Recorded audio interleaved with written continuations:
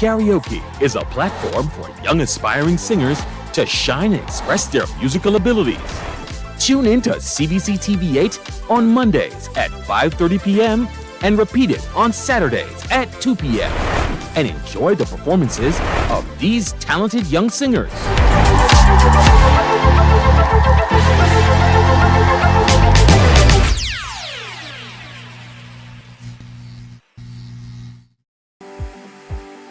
For the past 19 years, QFM has been sharing with you, learning from you, and together building a community for all mature audiences. That's why we say Q is good for you. To our Q family, we say thank you for staying connected to Q 100.7 FM. QFM is a station of the Caribbean Broadcasting Corporation. CBC, celebrating 60, connecting Barbadian communities.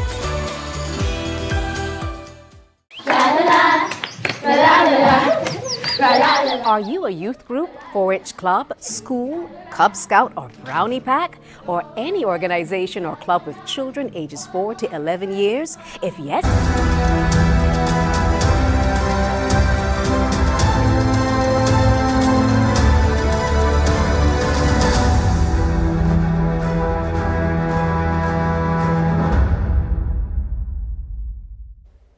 Good morning, I'm Wendy Burke. This is the CBC Morning Report for Wednesday, December 13th, brought to you by Jordan Supermarket. In our top story, there's a call for more people to get tested for diabetes so that the true picture of its prevalence locally is known. Trudy Griffith, president of the Diabetes and Hypertension Association of Barbados, in an interview with Morning Report, says the global numbers as of 2021 were 537 million people.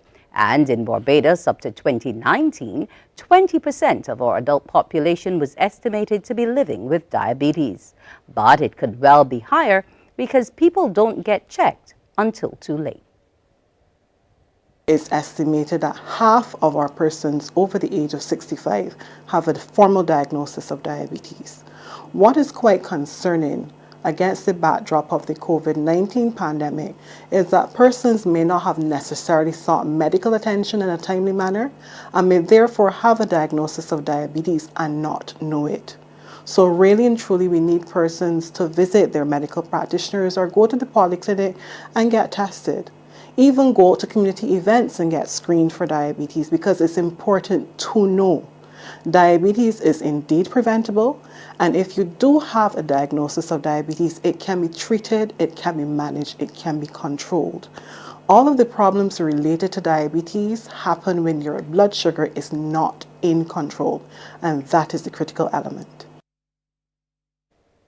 There are also concerns about diabetes in the juvenile population. In our pediatric population, we do have a concern with diabetes and recognize that there are different types of diabetes.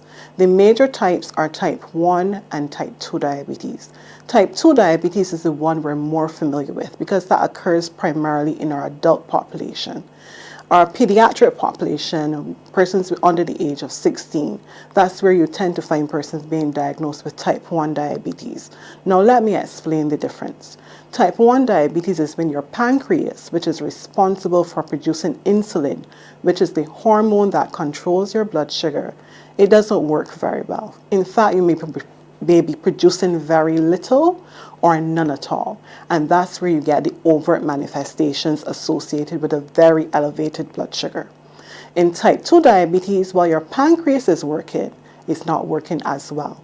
And therefore, we do need to administer medications that can help the pancreas to work better. What we found in the context of the pandemic is that we have an increasing number of persons being diagnosed with diabetes. And concerning to us are the number of children who are being diagnosed with type 2 diabetes. Now understand, I've been in this field for quite some time. And when I started studying in the field of health, we would have recognized that persons would have been diagnosed with diabetes in their 4th and their 5th and even their 6th decade of life. So to have someone being diagnosed with type 2 diabetes in the 2nd decade of life is quite concerning, because when diabetes manifests, that means that you've lost probably close to 50% of your pancreatic function. So imagine not having reached the age of 20 and you've already lost 50% of one of your organs' functions. That's not a good thing to happen. And with the Christmas season upon us, Ms. Griffith wants us to remember that moderation is the buzzword because there's a tendency to see more people presenting with diabetes after the holidays. We want persons not to abandon all of the good practices that they've engaged in for the year. We want you to continue to adhere to the dietary recommendations, so your plate size does not need to change, your portion size does not need to change. I am not advising that we abstain from celebrating, but certainly do it in moderation. Recall that the size of your stomach is the size of your fist. So if you are consuming food in excess of what your fist size is, you really are putting too much into your body. After the holiday season is that persons tend to present acutely unwell. And we have attributed this to a number of reasons. Persons may have run out of medication for the holiday period, or they may not have gone to their respective pharmacies to have their medication refilled or their prescription filled. So we really want to encourage persons, because we appreciate that we have a long weekend this year, we want to encourage persons not to run out of your medication. If you have your glucometer that allows you to monitor your blood sugar, make sure that it is working so that you can monitor yourself and you can assess where you are and if you need to seek medical attention. So really and truly, it is about self-management. It's about taking care of yourself. Do not allow the holiday season to derail you from taking care of yourself. Coming up on the CBC Morning Report, the UN General Assembly votes in favor of a ceasefire in Gaza.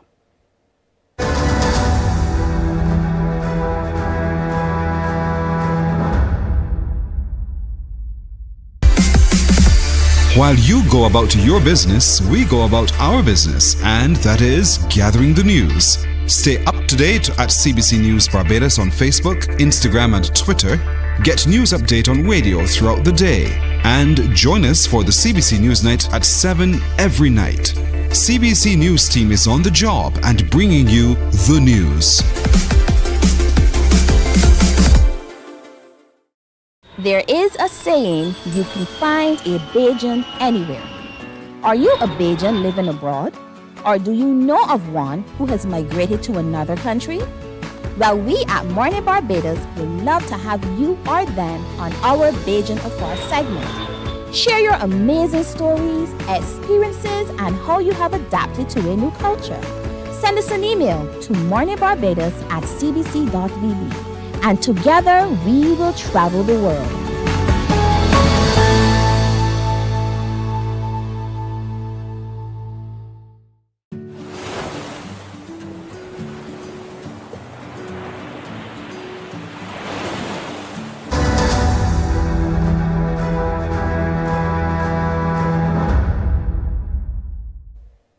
The 193-member United Nations General Assembly has voted overwhelmingly in favor of a resolution calling for a humanitarian ceasefire in war-torn Gaza. Tuesday's resolution passed with 153 countries voting in favor, 23 abstaining, and 10 countries voting against. While the resolution is non-binding, it serves as an indicator of global opinion. This was the result of intense diplomatic pressure on the part of the Arab and Islamic countries here at the United Nations. They were the ones behind pushing for that Security Council vote last Friday. When that failed, they moved forward immediately towards a similar vote in the General Assembly. The Arab member of the Security Council, the United Arab Emirates, organized a trip for Security Council members to the Rafah border crossing. So we had day after day a buildup of calling for a focus on the situation at the border, a situation in Gaza, the humanitarian needs there, and all of that culminating in a vote that far exceeded the last vote in the General Assembly in terms of support for what the Arab group was looking for in terms of access for humanitarians. And what's interesting is that now they have not given up on the Security Council, hearing from the Arab group that they are planning to work right away on another draft resolution for the Security Council, which aims to fulfill this resolution of the General Assembly, basically to reopen more crossings, all crossings, Mansour said, into Gaza so that aid could be flooded into all parts of the Gaza Strip, and so that a ceasefire can be reached and the area can, and the people in need there can be served. So this effort, this message coming with the knowledge that a resolution passed in the General Assembly technically is not binding under international law, it doesn't have the same weight as the Security Council, but it sends a very strong message, and one that they hope will pressure the parties to bring a ceasefire and bring aid in and resume negotiations between the Palestinians and Israel. The Guyana Civil Aviation Authority and the Guyana Police Force will be spearheading the investigation into the deadly helicopter crash that claimed the lives of 5 servicemen on December 6. Chief of Staff of the Guyana Defense Force, Brigadier Omar Khan, addressed the media, where he noted the Army will also be doing its own internal investigations into the fatal incident. NCN reports. An investigation has been launched into the tragic helicopter accident which claimed the lives of 5 soldiers. That investigation will be conducted by the Guyana Civil Aviation Authority and the Guyana Police Force. And in keeping with protocols, the Guyana Defense Force will convene a board of inquiry for its own internal review. Chief of Staff of the Guyana Defense Force, Brigadier Omar Khan, made this revelation at a press conference on Saturday. There is a phase now we are going into, which is the investigation phase. And that is outside of the remit of the Guyana Defense Force. Because we are part of this operation, we will have to provide the information to those investigators. The process has already started. We have handed over a number of items to the Civil Aviation Authority, and the police also has commenced their investigation. A crew of 7 soldiers departed Camp Base Angan on December 6 to visit troops on duty on the country's western border. They were on board the Army's Bell 412 helicopter. About 2 hours after takeoff, the aircraft transmitted an emergency locator transmitter signal from coordinates approximately 30 miles east of Arau on Guyana's western borders. Search and rescue teams were immediately dispatched to locate crew members and the aircraft. And on Thursday, after strenuous efforts, the site was located about 9 miles southeast of Blake Slater's airstrip, Ikuriku Top, Cayuni River. There, it was confirmed that 5 crew members perished. Those dead are Lieutenant Colonel Michael Charles, Colonel Michael Shahood, retired Brigadier Gary Beaton, Lieutenant Colonel Sean Welcome, and Staff Sergeant Jason Khan. The 2 others, Corporal Dwayne Jackson and Lieutenant Andio Crawford, survived. Though repeatedly pressed for information on the incident, Brigadier Khan said that official investigations must be done. We want to speak to the right people. We want to talk to the people who are on the ground, the survivors. I want the investigators to complete this investigation. As much as you are concerned, the Guyana Defense Force is concerned. We do not want something like this to happen again. Brigadier Khan could not say when the crashed helicopter will be extracted, noting that the decision will be made soon. Meanwhile, Lieutenant Colonel Mohinder Ramjag noted that the Bell 412 helicopter was badly burned, primarily in the fuselage, with few remaining pieces. Lieutenant Colonel Charles, with over 40 years of experience, was flying the aircraft over mountains and dense jungle in Region 7, Cayuni Mazaruni. He was flying the team under the command of Colonel Shahood, commander of the 1st Infantry Battalion, on a mission to visit troops on the western border with Venezuela. The GDF noted that the crew departed Olive Creek from Arau and pilot Charles deviated from the normal flight path to the right or north. Time now to preview what's coming up on Morning Barbados. This morning, you will get to meet 2 recipients of the Dance Fest Award of Honor. Yes, you'll get to meet two of them this morning. We will also be telling you all about some relaxation. It's Christmas. You're getting caught up in terms of getting ready for the holidays, but Bamboo Retreat will be in to tell us how we can soothe ourselves. And also we'll be getting some tips about the workplace from Hermat. Those stories and more coming up on Morning Barbados. And brought to you this morning by Jordan's Supermarket. More news, sports, and weather after the break.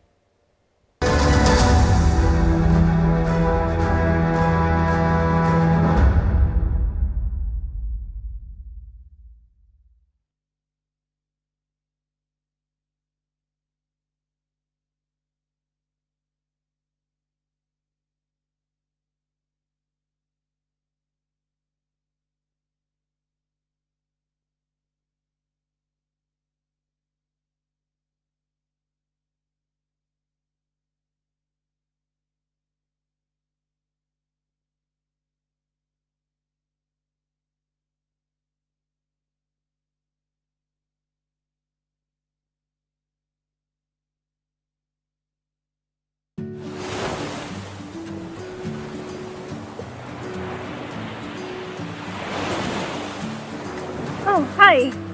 My name is Stacia Whitaker, and I'm a registered dietitian nutritionist and a member of the Heart and Stroke Childhood Obesity Prevention Coalition.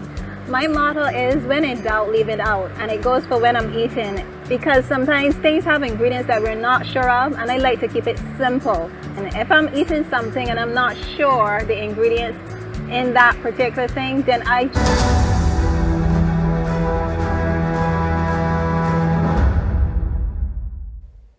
The difference in age at which children can consent to sex and when they can access health care without a parent is causing some concern.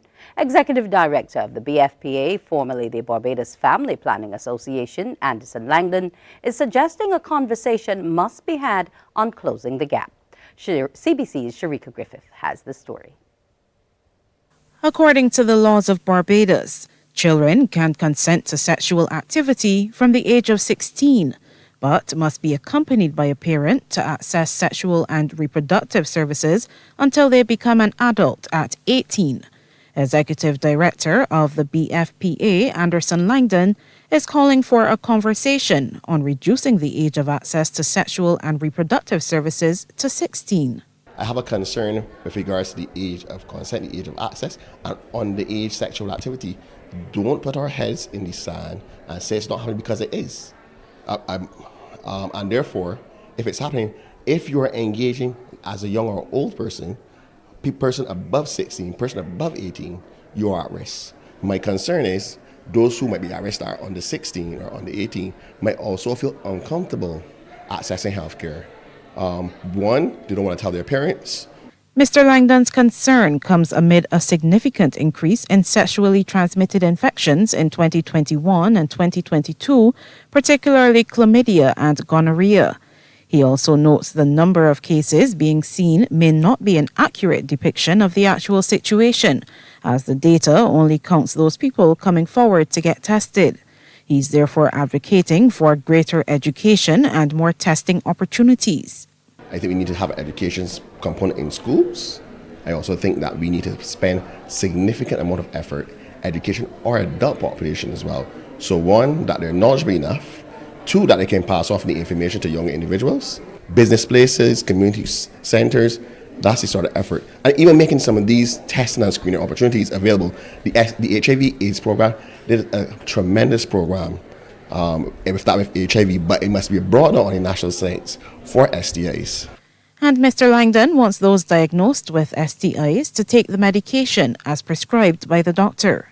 Instead of seeing, wherever you come from, or you might feel a little better, is important, because what we're seeing is a spread of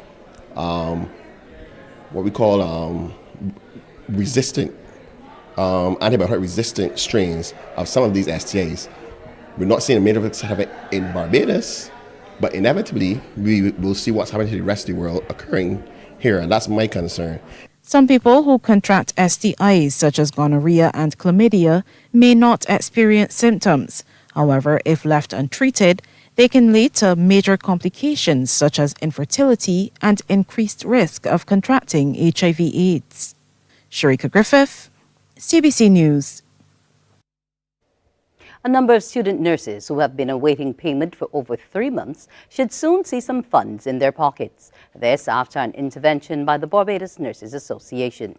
Sources have reported to CBC News that since September this has been their situation, and they've tried to be patient, but were told the ministry wanted extra information, so the data got handed in late. The president of the BNA, Dr. Faye Paris, told CBC there were technical issues related to the process for new and continuing students. She says, however, the issues have been worked out, the stipend is being processed now, and students will receive their outstanding money.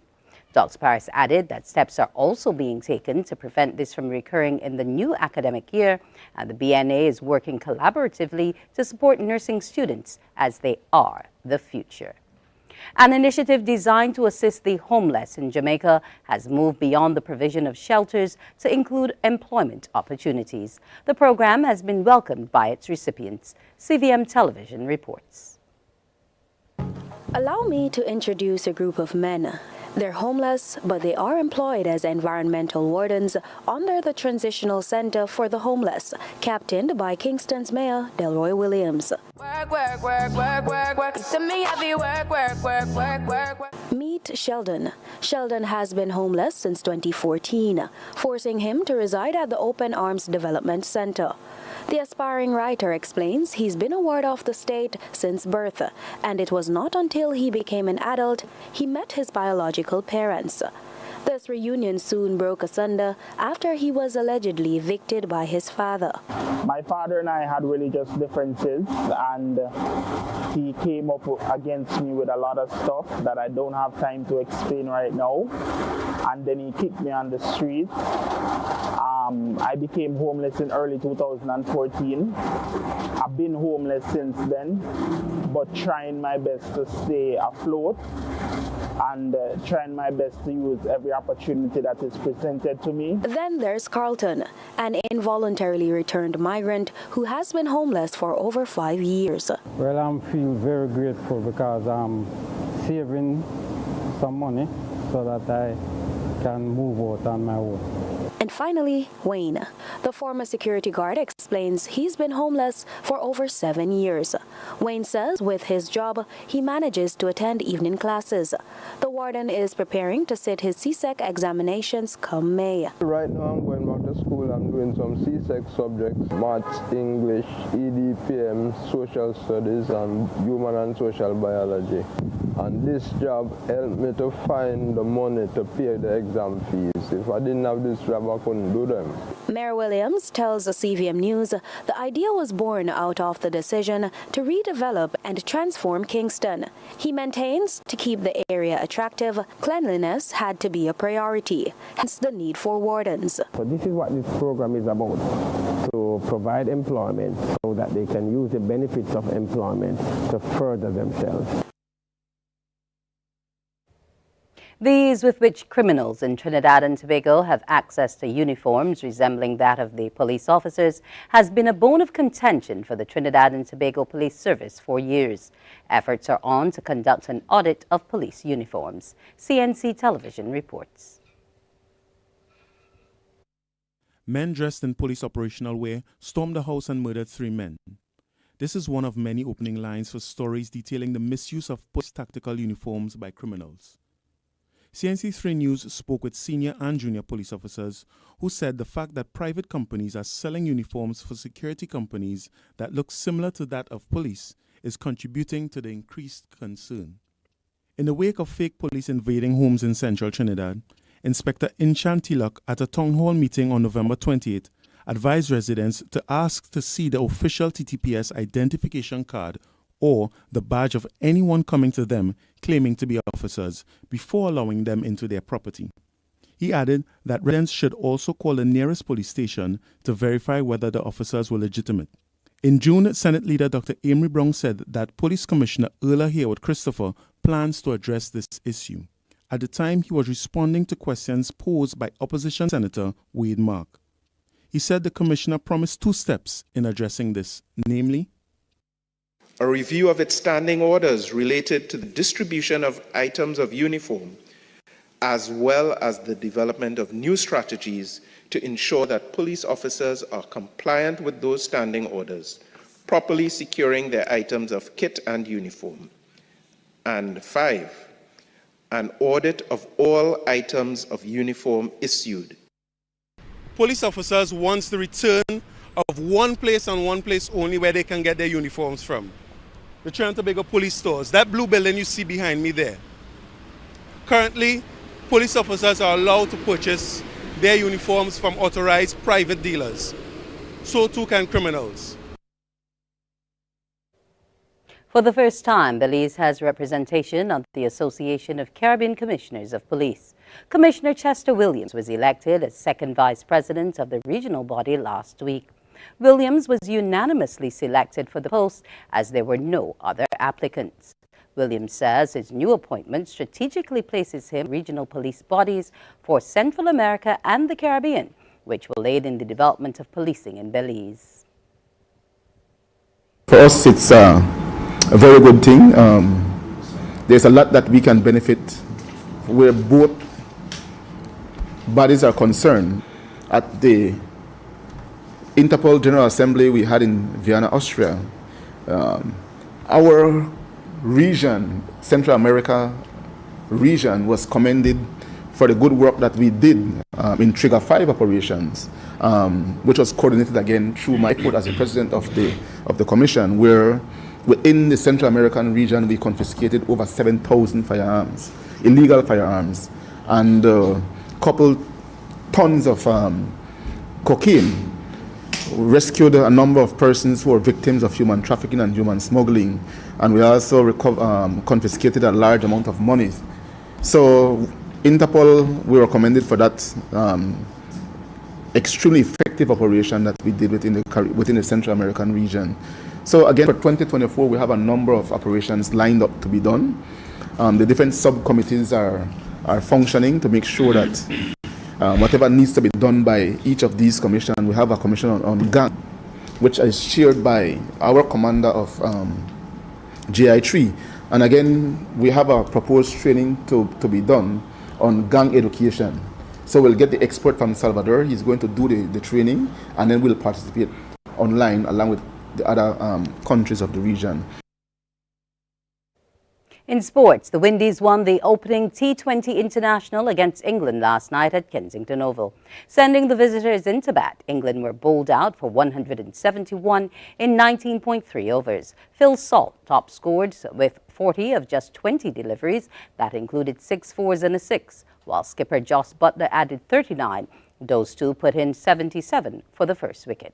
After that partnership, England then lost all 10 wickets for 94 runs, with player of the match, medium pacer Andre Russell, having the best figures of 3 for 19, while pacer Alzarri Joseph took 3 for 54 and Romario Shepherd 2 for 22. In reply, the Windies made 172 for 6, 18.1 to win by 4 wickets with 11 balls remaining. Shea Hope top scored with 36 and Kyle Mears made 35. But it was the unbroken 6-wicket partnership of 49 between skipper Rovman Powell and Russell that brought the Windies home. Powell smashed 31 from 15 balls that included 3 fours and 2 sixes, while Russell made 29 from 14 with 2 fours and 2 sixes. Leg break googly bowler Raham Ahmed took 3 for 39. The tour now shifts to Grenada, where the second T20 International will play on Thursday. Hillaby Turners Hall have captured their first National Sports Council Herman Griffith Primary Schools cricket title. Playing in the final yesterday at Empire Sports Club, Hillaby Turners Hall defeated former champions West Terrace by 9 wickets in a match delayed by an hour due to rain. CBC's Anmar Goodrich-Boyce reports on the first innings. West Terrace were sent into bat by Hillaby Turners Hall in the finals of the Herman Griffith Primary Schools cricket competition. Left arm pacer Jaheen Springer to Tashane Rogers, and that's a peach of a delivery, hitting leg stump. Nightmare start for West Terrace, the score 11 for 1. That wicket brought West Terrace captain Ronnie Watson to the crease, and he missed time a straight ball from Springer. Loud appeals for LBW, The dreaded finger goes up. The skipper has to go without scoring. And West Terrace are in big trouble at this stage. Springer was on fire, and it went from bad to worse for West Terrace. Nearmar Ford is beaten for pace. As the ball hits his leg stump, Springer celebrates. As West Terrace are 18 for 3 now. Jazario Addison Ford was the new batsman. Full toss from Jazavi Hines, and it's punched away to the offside for a much-needed boundary. For Turners Hall, player of the match, Natari Levine was the pick of the bowlers with figures of 3 for 3, while Jaheim Springer took 3 for 18. In reply, Turners Hall reached 86 for 1 in 15.5 overs to win by 9 wickets. Levine top scored with 21. For a look at the weather now. Its pressure is 1010.7 millibars, the temperature 25 degrees Celsius. The humidity stands at 89% and the winds are coming from the east-northeast. The wind speed is at 15 kilometers per hour and it's presently fair. The seas are moderate to rough in open water with swells ranging from 2 to 3 meters and decreasing. Small craft operators and sea bathers should exercise caution. The first high tide was at 4:29 a.m. this morning, and the second will be at 3:37 this evening. Low tide will be at 9:21, and the second low tide at 10:31 tonight. The forecast today, a mix of sunshine and clouds with brief isolated light showers. Tonight is expected to be a mix of clear skies and clouds with brief scattered light showers. That's today's morning report. Our next newscast is Newsday at 12 p.m. on TV8, followed by The World at 1 via our radio network of stations on 100.7 FM, 98.1 The One, and 94.7 FM. This news was brought to you by Jordan Supermarket. Time now for Morning Barbados. Wake up, wake up, wake up, wake up. Barbados, get up. Good morning. Good morning, Barbados. Good morning. Good morning to you. Good morning. Morning, morning, morning. Good morning to you. Good morning. Morning, Barbados. Good morning. Good morning to you. Good morning. Morning, Barbados. Good morning. Wake up, wake up, wake up. Morning to you. Good morning to you. It's Wednesday. We're in the middle of the week. We've made it halfway. We'll make it the rest. Good morning to you. Wendy Burke this morning in sunshiny Barbados. Let's hope it stays that way. Never mind what the forecast says. Well, today, the general elections were held in Barbados on the 13th of December, 1951. The first held under universal suffrage. The result was a victory for the Barbados Labour Party, which won 15 of the 24 seats. The voter turnout stood at 65%, and Dame Edna Ermintrude Bourne was elected in the parish of St. Andrew to become the island's first female member of the House of Assembly. This morning, we are going to be looking at dance. Dance Fest has returned after a little break, and one of the things that was done this year was to honor those who have paved the way since heaven knows who can remember. But we don't want to age them at all this morning. We just want to celebrate with them and say congratulations to Tyrone Trotman and Shelley Small, who are both recipients of the 2023 Dance Fest Award of Honor. Tyrone is Artistic Director, Dance and Choreographer, and a cultural practitioner, and Miss Small is an Artistic Director as well, the Dance Fest Awardee of Honor, and she is a cultural practitioner and the founder of Little People Fun and Frolic and the ABKV Dance Studio. I remember that name from way back when. Yes. Little People Fun and Frolic. Yes. And you are still going after all of that time. You have been rewarded for all of that work and that training that you would have been behind for a number of the dancers we see on the scene now. Yes. How does it feel, Shelley? Feel magnificent. I want to say thanks for having me here this morning. It's great. It's a pleasure. It's a good feeling to know that persons recognize you and your work for all this time. As I told people, I keep telling people, I do it just because of love and the love for people and young people and, trying to get them out there and teach them how to care and how to express yourself, because dance is a way of expressing yourself. And if you get them involved in different, all different kinds of aspects of creativity, they'll be able to express themselves. So I am honored to be here. And what about you? Your name is a household word. I don't know. I've been seeing, well, I don't want to let them know how old I am, but I have been seeing you forever. Yes, forever. Forever. And the thing about it, most of the persons that are involved in dance now, I give them the grounding, and they have not forgotten. And when it's so good to hear when they go anywhere, Uncle Tyrone, no matter where you go, Uncle Tyrone, and that children do it. I do remember them, and they do it. You taught me, and that speaks well. That speaks volumes. And I must say this here right now, that when I heard about rebirth, I said rebirth. Because I also was a national coordinator of Dance Fest too. Yes.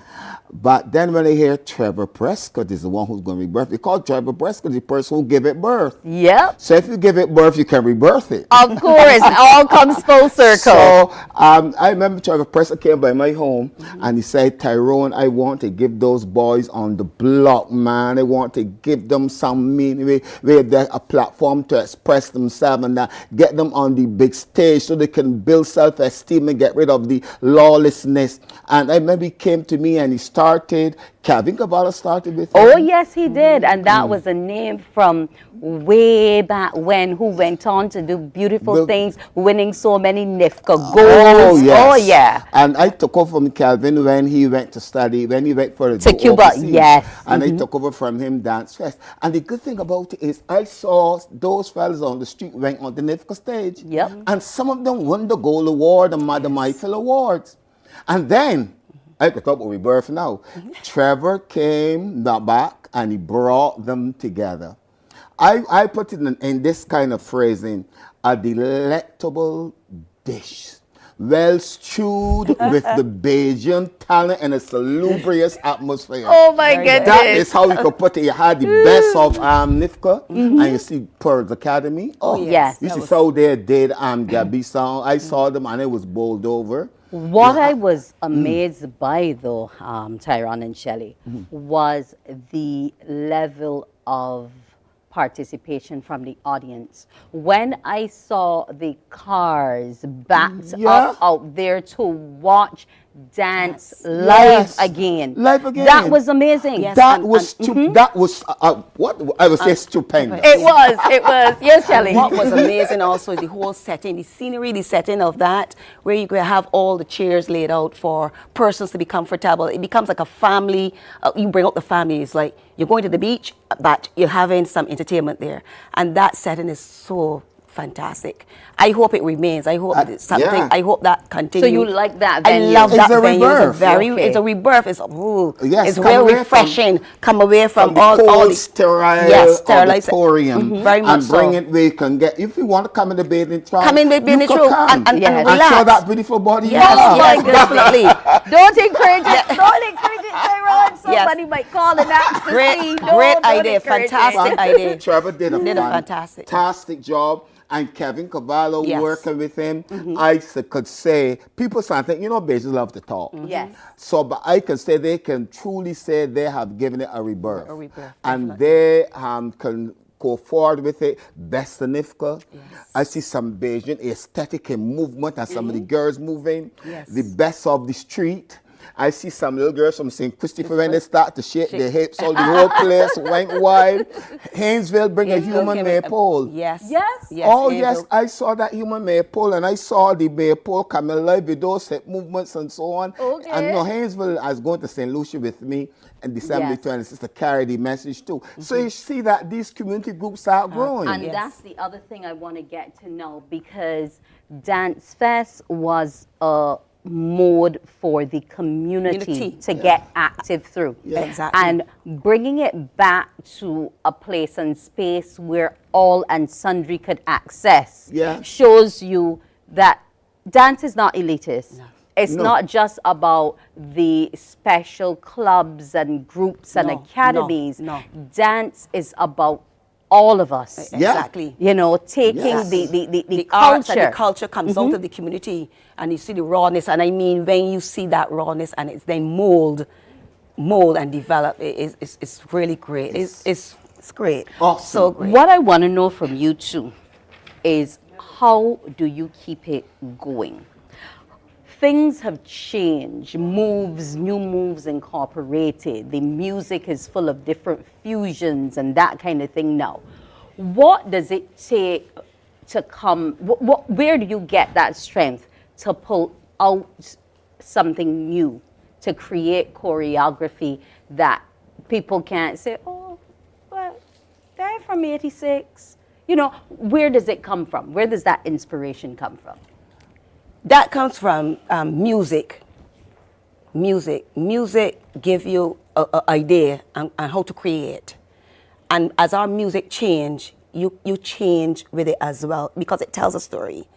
So that, and also young minds as well. Like for instance, I have children, young girls, learning to teach choreography. So there will be creative. I give them a chance to, be creative in their own way.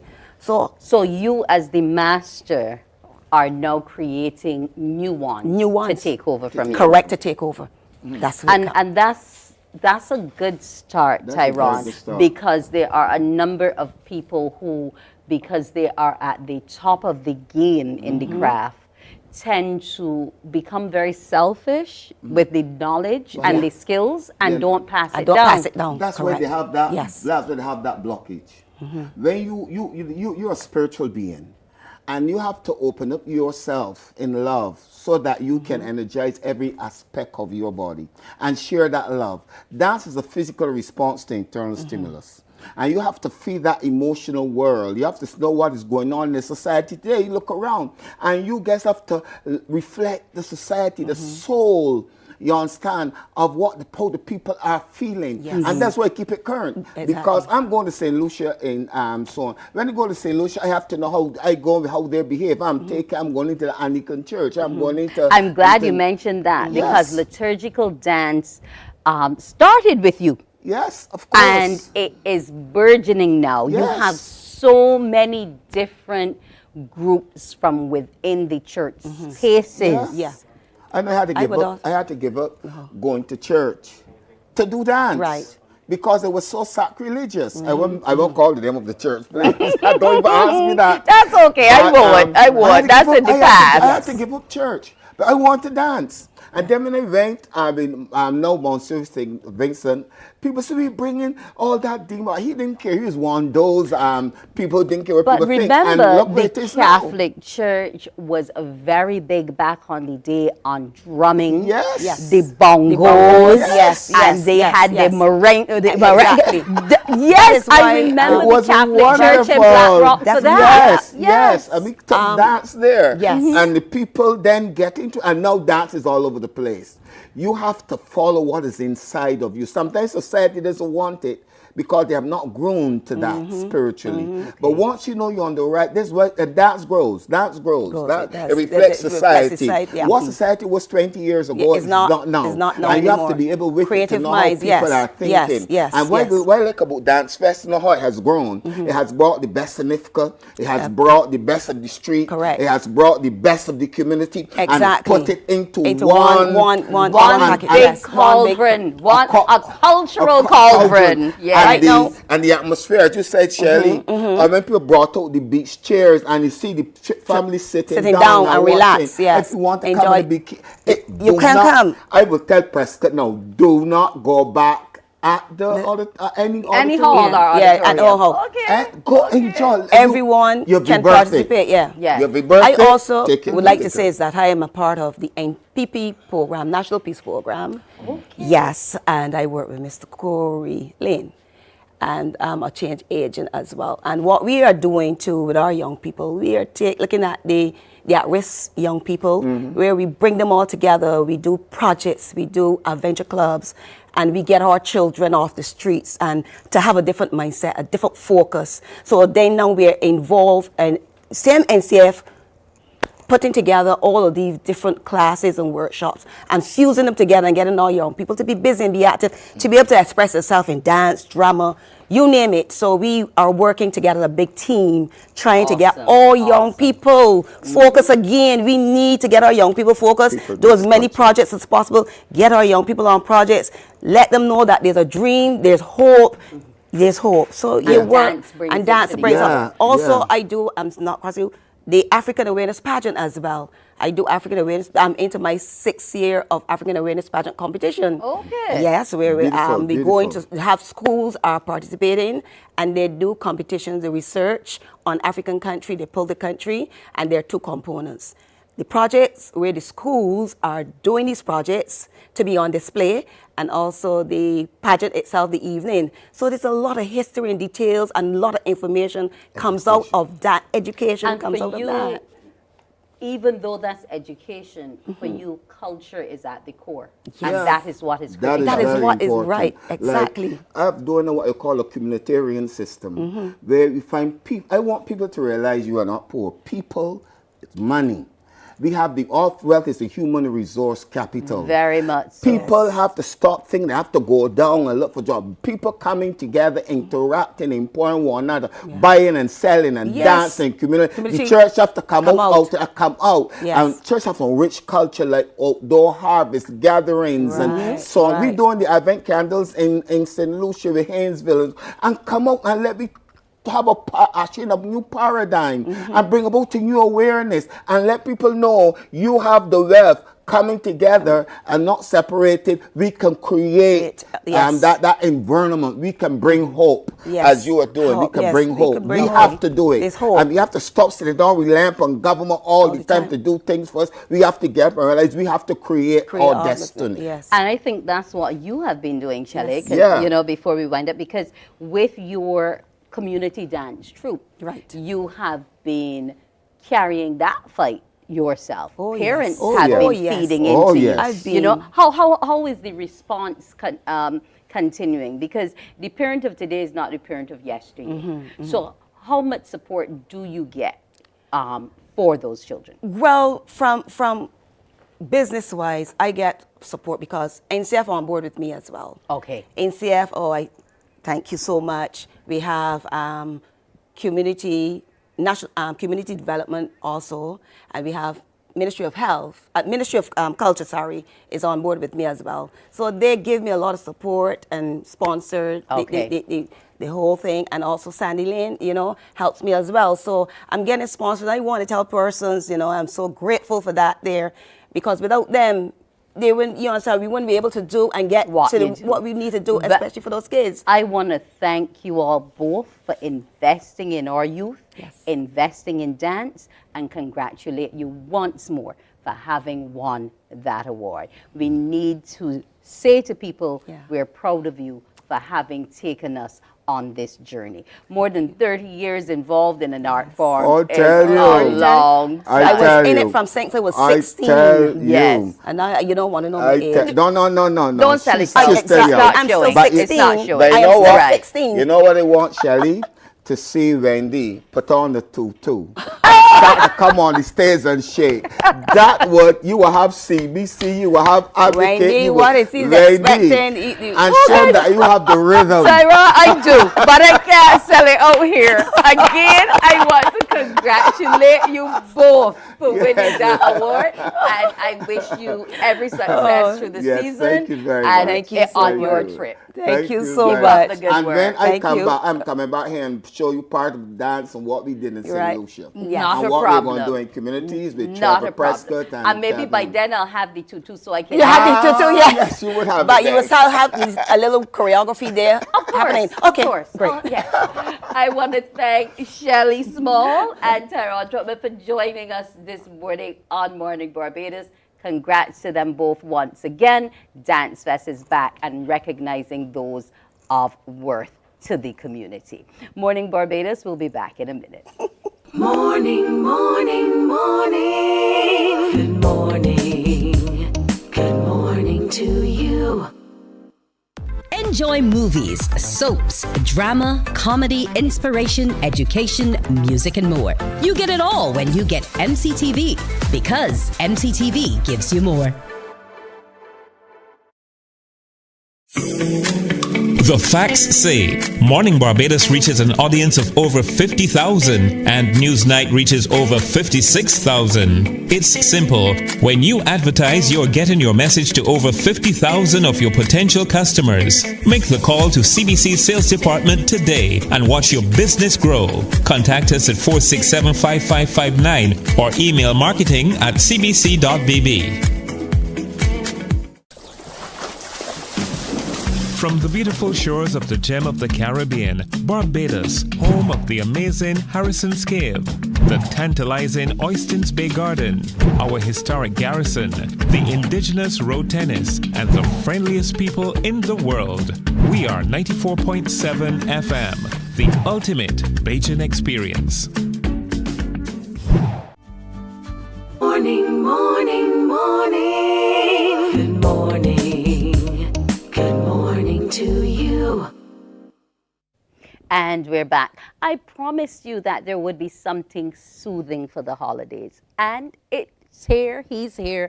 Mr. Steve Andrews, Master Therapist of Bamboo Retreat. Good morning to you. Good morning, Barbados, and good morning to you. Nice to see you on live on. Yes. We're here in the flesh. Now, Bamboo Retreat, spa, but one with luxury, nestled in a serene and tranquil setting. Now, it's a new concept.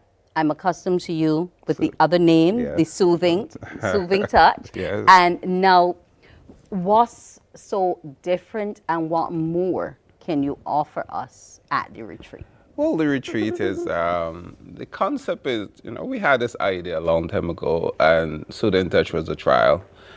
We spent a lot of time trying to make it right, trying to fix it. We now the Bamboo Retreat is purposely built for what we are doing. So is an oasis with in a garden setting. Because when I travel and look at the best spas globally, it's something natural. I remember we went to Germany, and when you go into this, it's all 5-star spas, and they have this special room. The unique selling point is that when the summer comes, they can open up and you feel like you're having a massage outdoor. And I'm saying that we have it all here in the Caribbean, and yet we still lock people up into a room. So that's why we create this environment. It's a natural environment that allows the spirit to be free. Okay, but Bamboo Retreat, even though it allows the spirit to be free, it is still full service. Yes. You still give all the spa services that one could possibly want. Right, because the spas, everybody knows what we get in the spa. We get our manicures, we get our pedicures, we have a facial, we have our body wraps, body scrubs, body masks, we have a sauna, we have a hot tub, there's a pool on the property if you want access to that. So we offer the best, all of the spa services. The unique thing about us, we use a lot of natural products. So a lot of the product that you have at the Bamboo Retreat is product that we have developed ourselves after 26 years. We know what persons are looking for. In fact, not what persons are looking for. We know what will work for you. So these are things that we have done. So we grab best products from across the region, across the world, and that's what we use within the Bamboo Retreat itself. Now, you also afford us the opportunity to have small gatherings there. So I can have a little pool party, Friday evening line, bring a couple friends. We can all do, group sessions. Tell me a bit more about that. Well, the retreat is we are still developing as we go. So the events are still developing as you go. Yes, we have a Friday evening line where we come, we do foods and stuff like that. But also we are expanding where we do one of the things we do a lot is parties. Small groups of persons come out And it can be any time of. It can be Saturday evening, it can be Friday evening, it can be a day like party. Like if it's your birthday, you will come out, you have a party between 6 to 10 persons. They use the pool, they use the hot tub, finger food, they get services. So that's what we do, that we call a Sparty itself. So Sparty is one of the big things that happen. Party, Yes, I like that, a is spa party. Yes, that's New one of word, the big new things word, that happen within Sparty. the, yeah. Yes. Now, in terms of that concept and being at one with nature, while it's all well and good to luxuriate within nature, there are some of us who may have allergies to some products, etc. When booking, what should I let Bamboo Retreat know? Well, you must, because when you come in, when you fill out a consultation form, this is one of the things that we ask you: allergy to, you're allergic to most things, anything. And it's natural that if you're allergic to anything, wherever you go, as long as you haven't, those kind of service that you should let us know what are the things that you're allergic to. It's very important. And I think that's really more and more customers I realize are knowledgeable when they come and say, okay, what are you using? I'm allergic to this, I'm allergic to that. But sometimes it's very easy to test products. Like when you're doing facials, Yes. it's very easy to test product. You start from the neck to make sure that, so if it's an allergy, immediately it will go into the bloodstream and it will pick it up. So any itching, and if that, you have ways of combating those kind of stuff as well. Okay. Now, I know you have been abroad, you went to the motherland and you were doing some training there. And you mentioned that spas around the world have now stepped it up a notch and we need to be there too. So break down for me, give me the picture in words of how Bamboo Retreat is ensuring that it gives us that world-class standard. Is what I went to abroad and do, quality and service. I mean, if you understand that what you do, then you can make the adjustment to drive the quality. And I think that's the key in everywhere you go, is the quality of delivery of the services. We have lots of places that have the latest set of equipment, but the quality is very poor. So you want quality in service. And when you have quality in service and you understand what you're doing, then that standard would stand, that service would stand on its own, basically. So it's the quality of service. So to me, it's train. That's the key in terms of development. Well, I am so happy to know that there's a spa that puts service first and that I will be pampered from head to toe, yes, and also in terms of my interactions with you and your staff. I want to thank you so much for joining me here this morning. This is Steve Andrews, Master Therapist of Bamboo Retreat.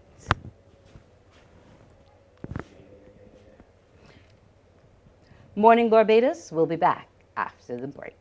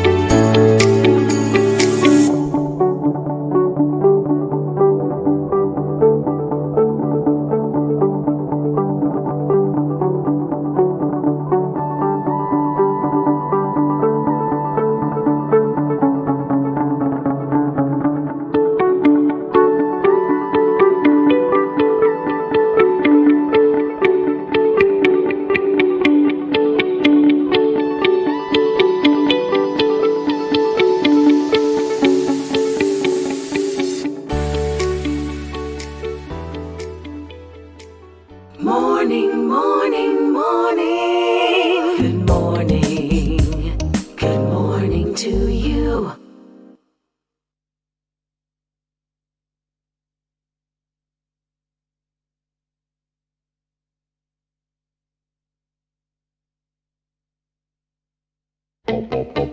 We enjoy a game of dominoes and singing karaoke. I just love crew. When you love me just a little bit longer. You get to relax and have a drink and listen to some nice music. It's something different. It's spectacular. It's fabulous. You know, it's a different feeling altogether. I never feel so good in a party yet. Follow me to Q in the Community this Thursday.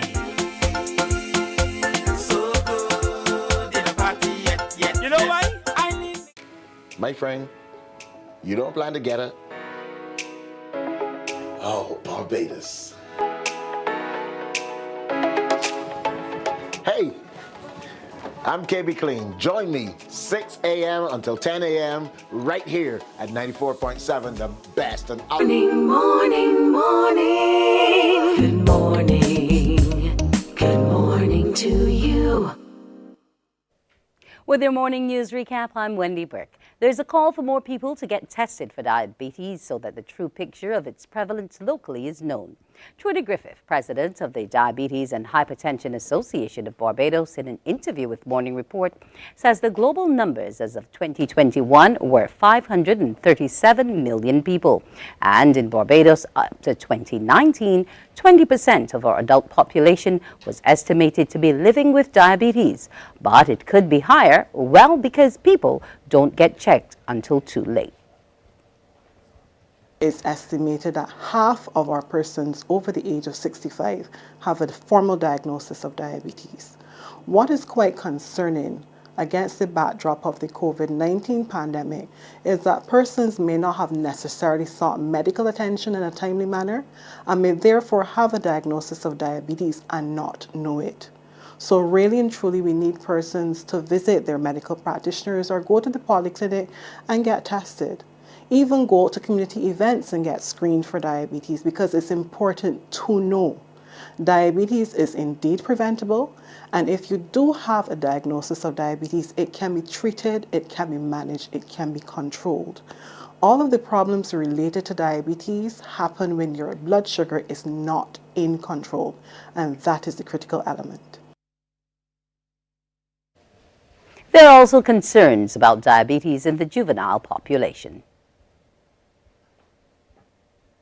In our pediatric population, we do have a concern with diabetes and recognize that there are different types of diabetes.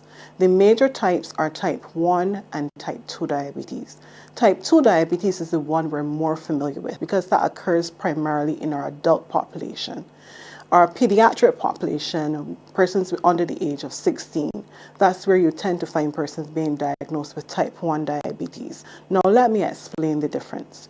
Type 1 diabetes is your pancreas, which is responsible for producing insulin, which is the hormone that controls your blood sugar.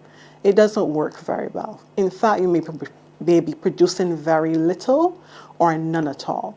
And that's where you get the overt manifestations associated with a very elevated blood sugar.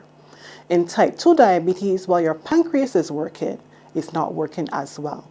And therefore, we do need to administer medications that can help the pancreas to work better. What we found in the context of the pandemic is that we have an increasing number of persons being diagnosed with diabetes.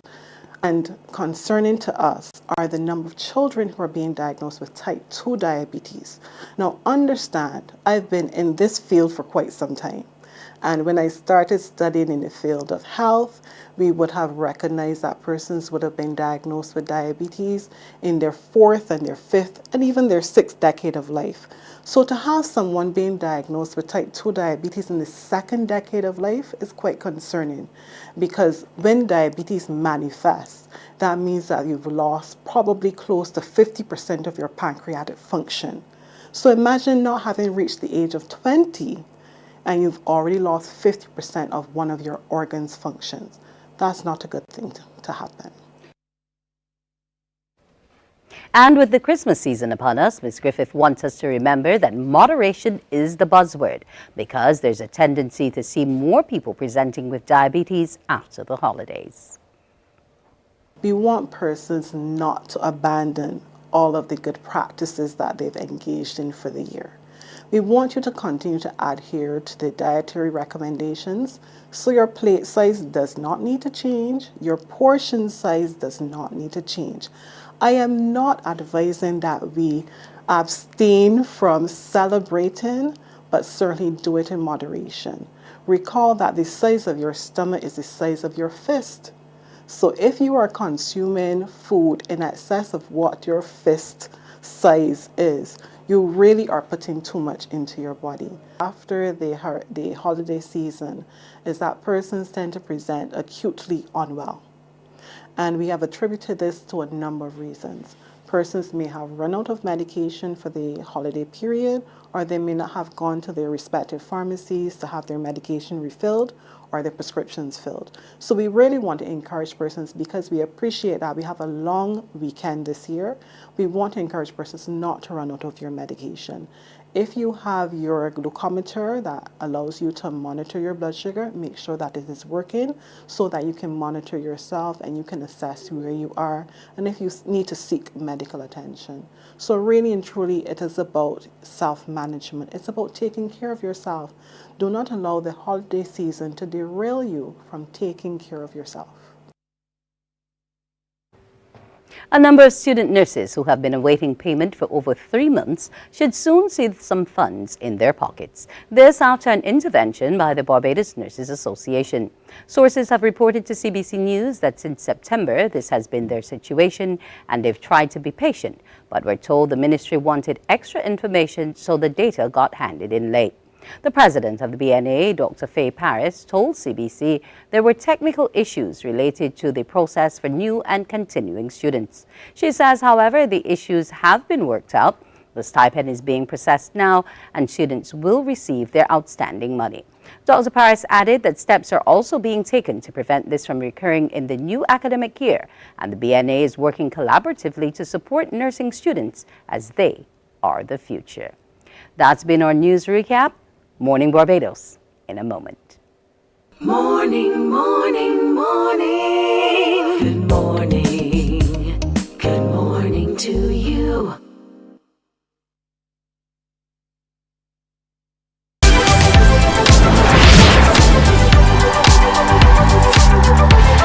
Kids Karaoke is a platform for young aspiring singers to shine and express their musical abilities. Tune in to CBC TV 8 on Mondays at 5:30 p.m. and repeat it on Saturdays at 2 p.m. and enjoy the performances of these talented young singers.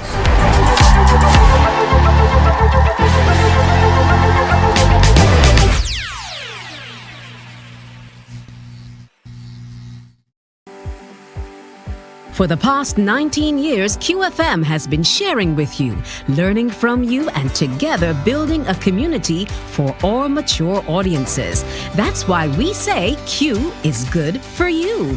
To our Q family, we say thank you for staying connected to Q 100.7 FM.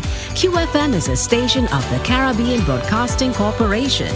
CBC, celebrating 60, connecting Barbadian communities.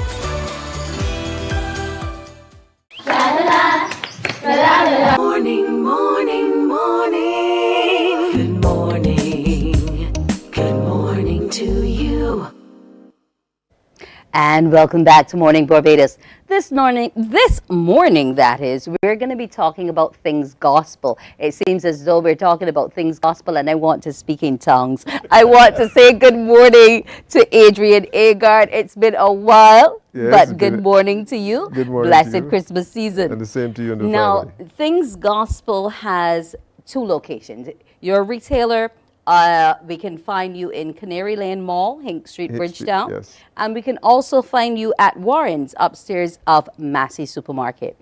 Now, when I hear Things Gospel, I'm thinking the only thing I may find is a nice Bible or Bible holder or my hymnals. Yes. But I am based on the display here this morning, I can see there's so much more. I have a tambourine, I have water bottles, and lots of interesting and inspirational messages from the Bible. Yes, that's right.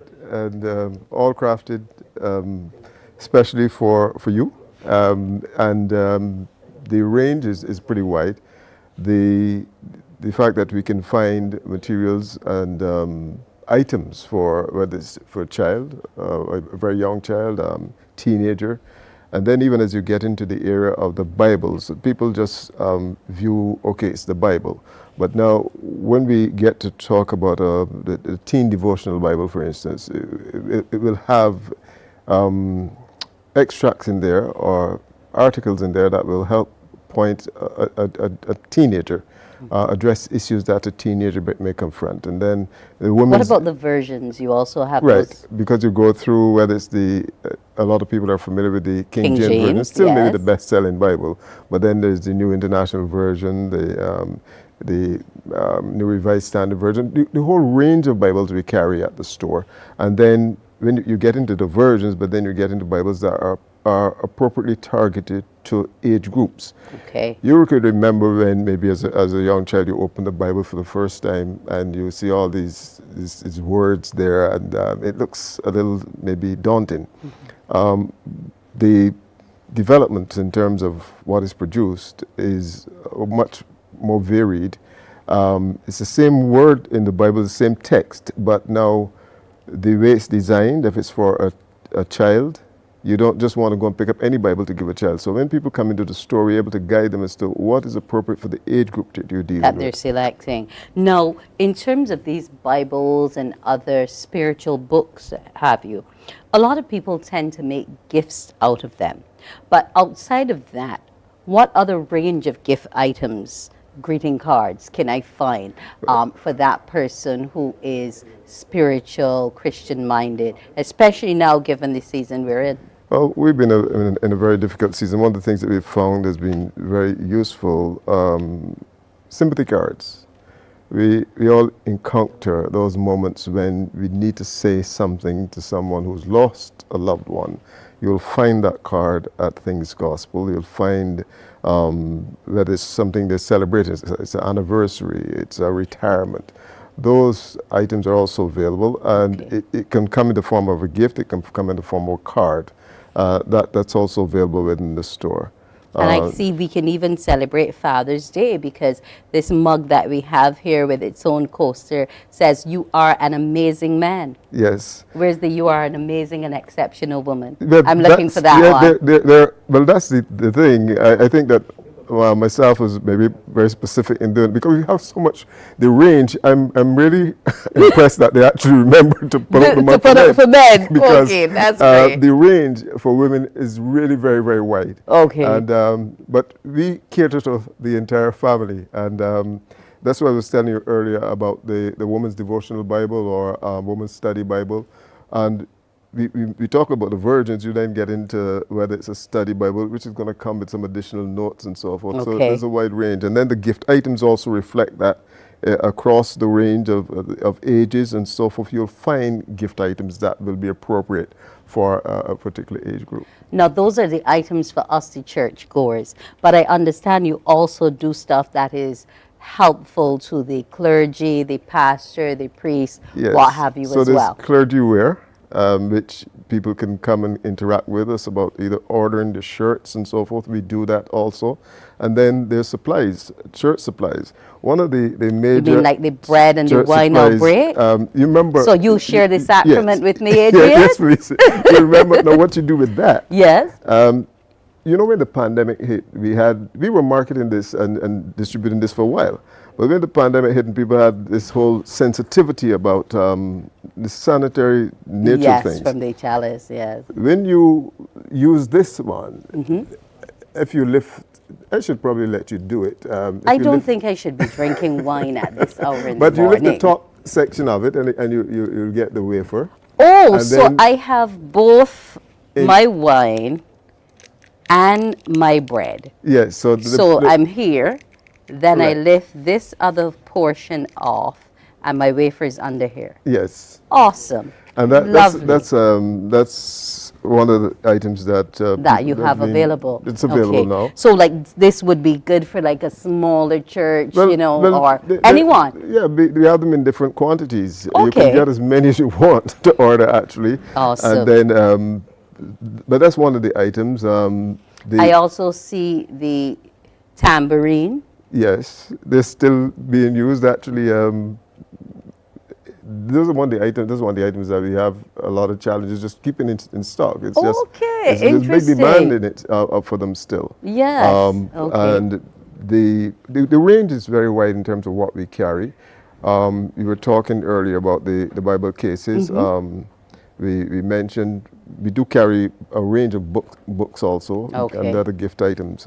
And in the store. also, we're going into a new year, so there will be church awards and services and so on. So you have what? Plaques, calendars, planners. Yes. So when you're talking about going into the new year, one of the items that we've carried over the years is our daily bread. That's the devotionals for the entire year. Okay. So that's available at both our locations, and then the planners are also available and the calendars for 2024. Okay. If you were at your desk and you need to make your notes, those things are available along also with a good inspirational message to keep us anchored through the day. Right, and and journals also are available. Right. So let us know. We can find you at Warren's, as we said, and Canary Lane, Bridgetown. Your hours quickly? Well, we open at 8:30 in the morning and up until 4:30 right this week, but going into next week, we'll be opening until 6 o'clock at both stores. Yes. Awesome to know.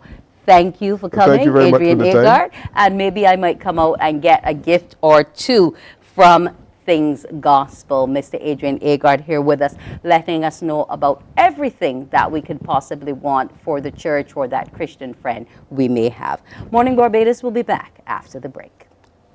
Morning, morning, morning. Good morning. Good morning to you.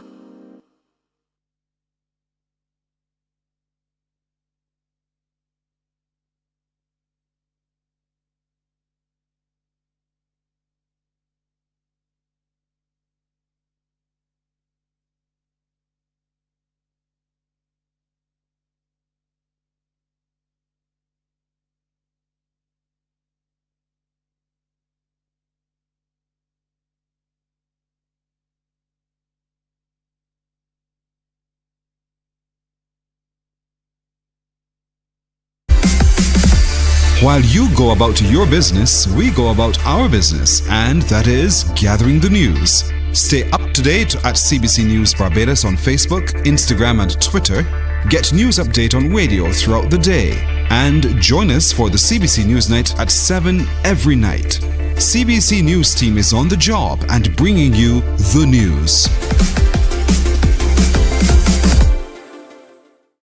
There is a saying, you can find a Bajan anywhere. Are you a Bajan living abroad? Or do you know of one who has migrated to another country? Morning, morning, morning. Good morning. Good morning to you. And we're back, and it's time to talk HR. Yes, let's talk HR with HERMAP. This morning, we'll be talking with Renee Critchlow, who's a women's wellness coach, and we will be looking at perimenopause in the workplace. Good morning to you, Renee. Good morning. Now, let's get right into it. What is perimenopause? So perimenopause is also known as the menopause transition. It is the unavoidable but intentional recalibration of a woman's nervous system and her hormonal system. And this happens up to 2 to 10 years before she sees her final period. And during that time, a woman can experience different symptoms. And I would say that the transition usually starts around age 35, but some of these symptoms and signs might only appear around early 40s to mid 40s. And some of these symptoms I would say are common and some aren't as common. A woman, there can be about 30 symptoms, but the most common ones include hot flashes, night sweats, brain fogs, irregular periods or a heavy period, and also mood swings and sometimes vaginal dryness. Now, And I would say, sorry, and I would yes. say that this is a stage that every single woman would go through. Some women might experience one symptom, and then another woman might experience a lot of symptoms, but this is something that happens and it is not a disease, it is a natural part of life. Now, what happens when you experience 20 out of 30 of them? How does that impact on your day-to-day productivity in the office, or on the outside? Because all work is not indoor work.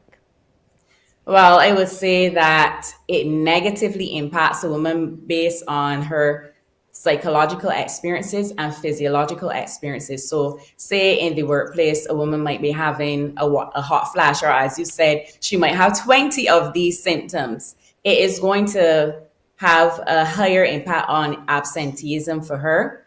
It's also going to reduce her quality of life, might reduce her commitment to the organization, reduce general functioning in the workplace, and generally it can affect her mood, her outlook on life. She might not necessarily want to be involved in different activities, might decide, you know what, this is happening to me, I am not sure how I'm going to deal with this, and just decide that her commitment is reduced. But it can be a negative impact on a woman, especially if she's not aware of what is happening and it just seems like all of these symptoms just happen just like that.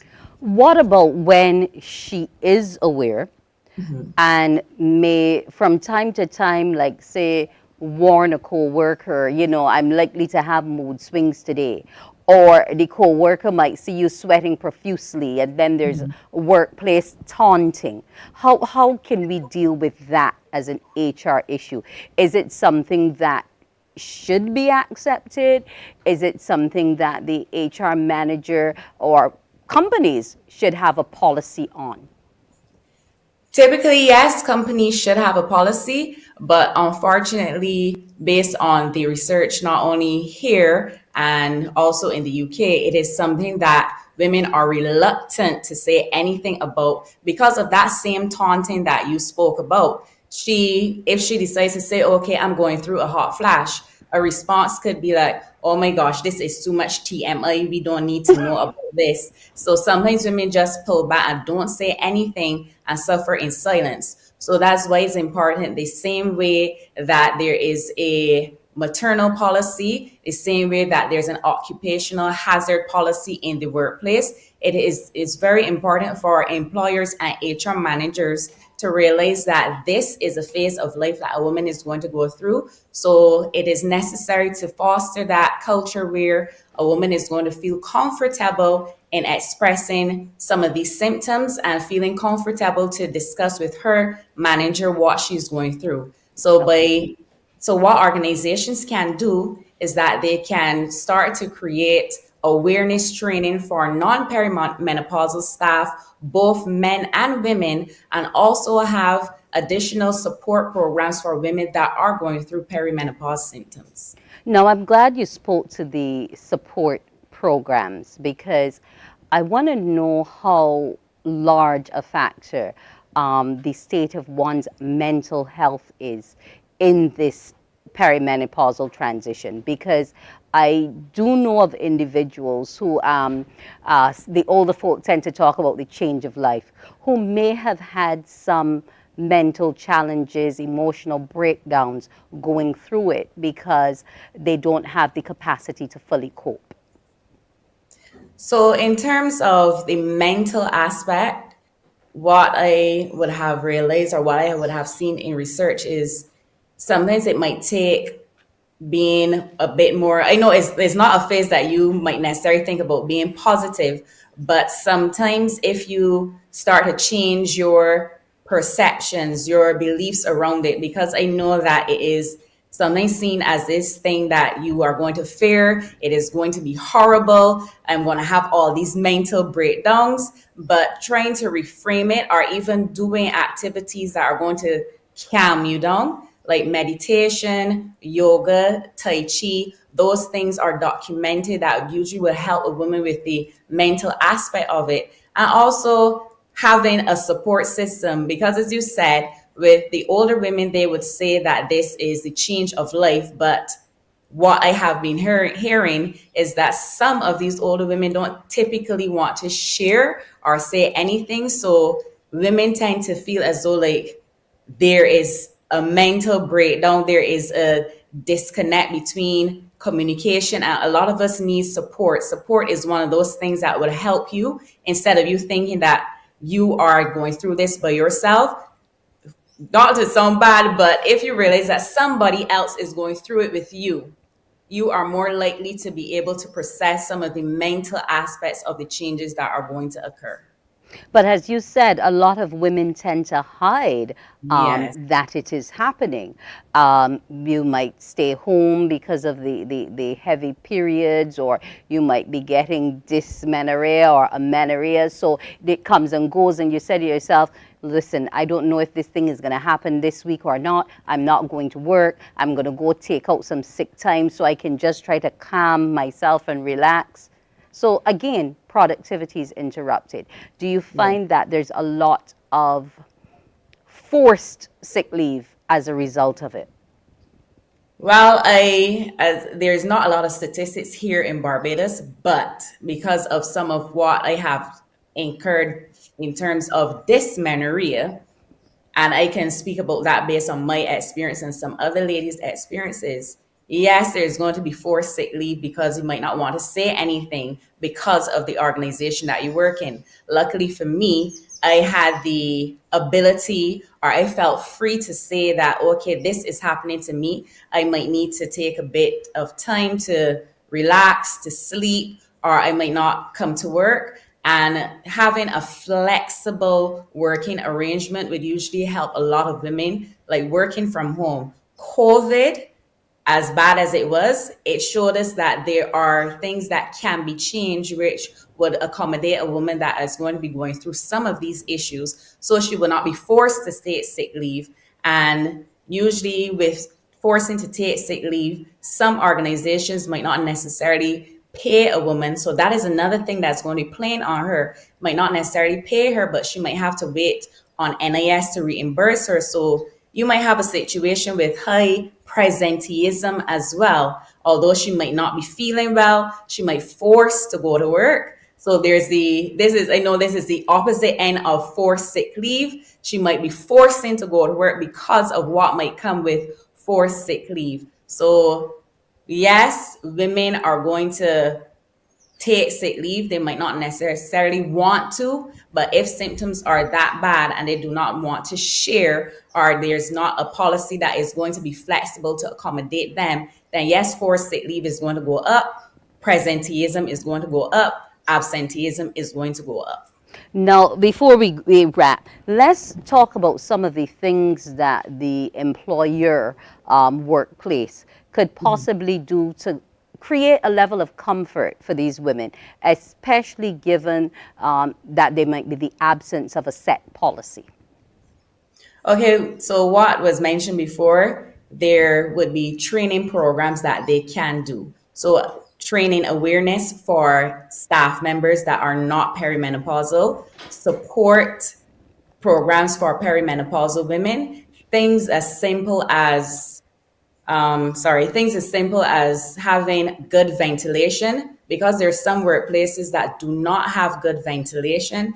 And if a woman is going through a hot flash and there's poor ventilation, that is going to make it worse. So changes to the actual setup of a woman's workstation might allow her to bring a fan, and also educate is always about educating other staff members, because if a woman has a fan and there's AC, there might be this confusion as to why she has a fan. Also making sure that bathrooms might be equipped with sanitary napkins, extra things for women, having a policy where a woman, if she's wearing a uniform, where she will have the flexibility to choose the type of material that she might have to wear, as opposed to something that is heavy, something that is a bit lighter. But all in all, it is about educating staff and making them understand that this is a normal phase, and you should not ridicule anybody, but it should be a culture where the conversation is open and can make women feel comfortable and not feel as though that this perimenopause is a disease or is something that should be hidden. It is something that should be spoken about. I think a couple extra bags of ice in the lunchroom fridge might help as well. Even that as well. I think that would go a long way. Well, I want to thank you so much, Renee, for coming and talking to us about perimenopause. And I hope that our viewers have heeded what you said. You know, don't try to make it a bad thing. It's already tough enough having to go through it. Correct. Thank you so much for joining us this morning on Morning Barbados. We were talking HR with Hermab. Morning Barbados. We'll be back in a bit. Morning, morning, morning. Good morning. Good morning to you.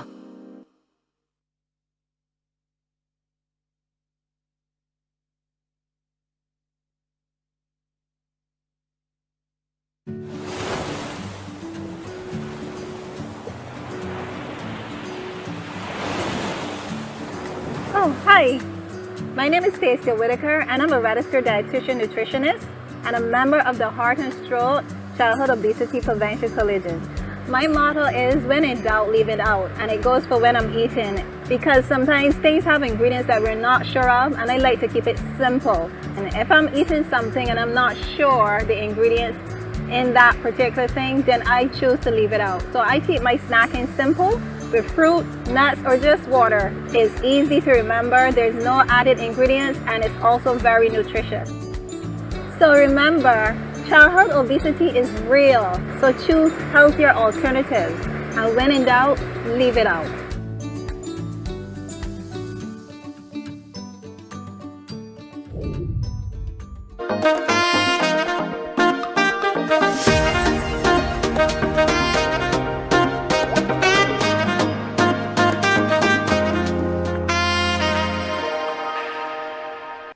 Well, it's time to turn some pages now. Yes, we are at the next chapter. And believe it or not, this might surprise you this morning. Who has written this book? I want to welcome Lieutenant Colonel, the Most Honorable Jeffrey Bostick. Yes, he had a mantra during COVID, and that mantra has now transcended to the title of his book. No retreat, no surrender. Welcome to you, Most Honorable. Thank you very much, Wendy. Good morning to you and to our viewers. Now, we saw you on the battle lines for those 2 years, 2+, and now you're away from it all. You have found the time to put it into a book. What made you want to write about the experiences? First of all, between the ending of the Alpha variant and the arrival of the Delta variant, the staff and I, we were in some discussions, and I said to them at the time that based on what we had experienced, that it was necessary to document those experiences, to do so so that those who come after us would have a foundation or point of departure in terms of their preparations for the next pandemic or the next major emergency or multi-hazard emergency. And that really was what really initiated the thoughts of having this book. Now, when it started, our arsenal to fight it was not so big. But between yourself then as Health Minister and the Prime Minister, you ensured that you sought assistance from as many people as you could on the outside. We had the issue of the whole vaccine hoarding and a number of other things. How was it for you going through those experiences and trying to be that soldier fighting on behalf of us citizens? It was extremely challenging. I have to say that up front. honestly, it was the most difficult assignment that I have ever undertaken. But fortunately for me, I didn't have to try to be that soldier. Because you're trained. I was trained to be that soldier. And I relied heavily on that training to help me to be able to shape the response by treating it as if it was a war. And that's why war was declared on the COVID-19 pandemic. So utilizing everything that I was trained to do, including the principles of war, those things actually helped me to plan and to execute the plan in collaboration with all of the stakeholders. Now, you had stakeholder support, but your back was against the wall many, many times, including from myself in the media. Then we had the social media individuals, and the bullets were coming left, right, and center in terms of how it should have all been handled. Yes. The thing is, we had to focus. And in a military setting, a military operation, once you've determined the aim, and that aim for us was handed down to us by the Prime Minister, the aim of that operation was to protect livelihoods and to save lives. So everything else that happened during that period of time, that is what we had to ensure that we were doing. And there were a lot of negative things, yes, but there were also a lot of positive things, some constructive criticisms which helped us to improve on what we were doing. And basically, I wasn't at all affected by the negative things. Not daunted once. Not daunted once. Then you took us all by surprise, though. After you had rallied for us so hard and fought this battle and defended us. I mean, we did have some casualties, yes. Yes. But in comparison to the rest of the world, our battleground was solid. But then you surprised us all and announced that you were leaving active politics. Yes, admittedly, it would have been a surprise to most. But those persons who are close to me would have known that that was going to happen. And I say that because even before I entered elective politics, when I was contemplating coming into elective politics, when I was invited by the late Prime Minister Wayne Arthur, I said up front, and I would have said this also to my predecessor, Dame Billy Miller, that I was going to do about 15 years. Regardless of what position I held, I was going to do 15 years. Because having served 25, 26 years in the Barbados Defense Force, I thought that 41, 42 years, that was enough in terms of my contribution to my country. And the time came when I felt, coming out of the darkness of the pandemic, we were beginning to see light at the end of the tunnel. And so I felt comfortable and confident that the country was in a good place and that those who remained behind within the Ministry of Health and Wellness, the team was still there, that whoever took over the responsibility of Minister of Health and Wellness would have been able to continue and take us through to the final victory. Because you had already ensured that the defenses were secure. Yes, I had to. I would not have made that decision if we were still in trouble. But we were enjoying a period of relative tranquility at the time. And even though the Omicron variant was raging, it really was not as devastating as the others. Okay. And yes, we had a lot of people who were testing positive, but the degree of illness was not as severe as in previous waves that we had. So I felt comfortable that we were in a good place. Looking back on it now, is there anything you think you would have done differently?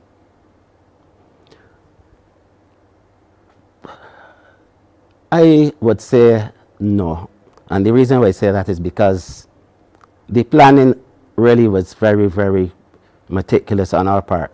All the teams that we had from polyclinics to the ministry, the planning was really good.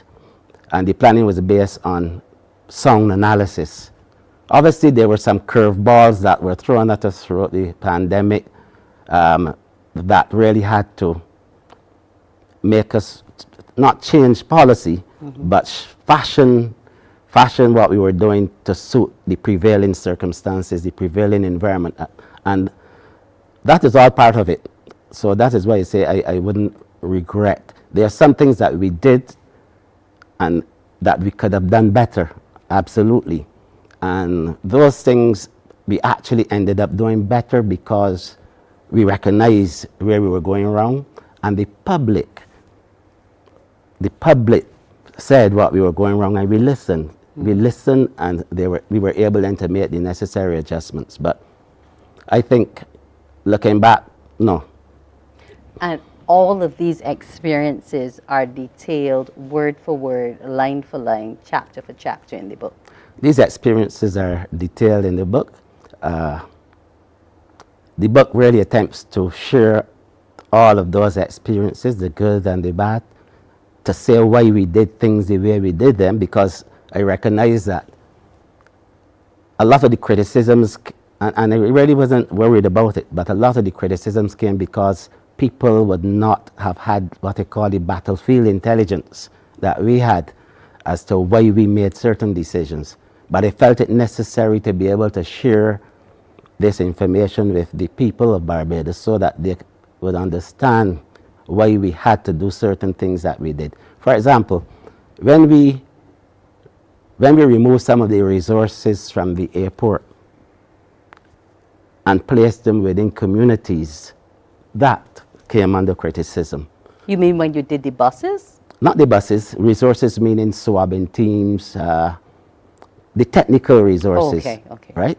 But at that time, and the book would explain this, the rationale was that the variants of concern were already in Barbados, or maybe had the evidence. And so we had to concentrate our forces in another area, and that area had to be the communities.